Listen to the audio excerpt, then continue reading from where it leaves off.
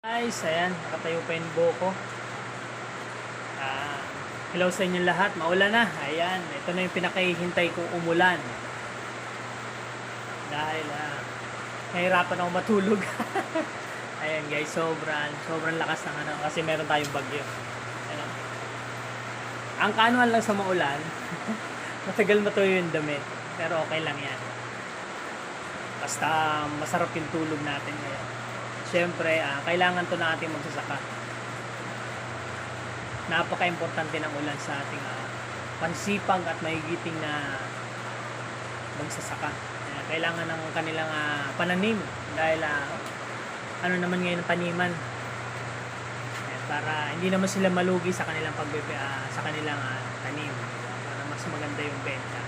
Ayan, good morning magandang hapon sa lahat at ingat kayo dahil maulan ngayon. Dito sa Manila, ang kanan dito yung baha.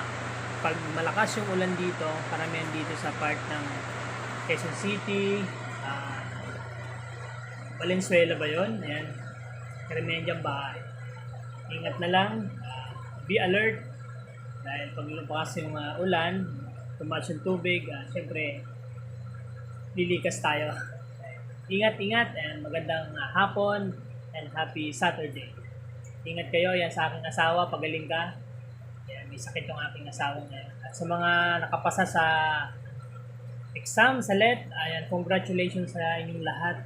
Congratulations sa mga gagraduate ngayon, congratulations sa inyo. Natuloy-tuloy sa pag-aaral at soon makakahanap na kayo ng trabaho. Ingat and thank you Lord.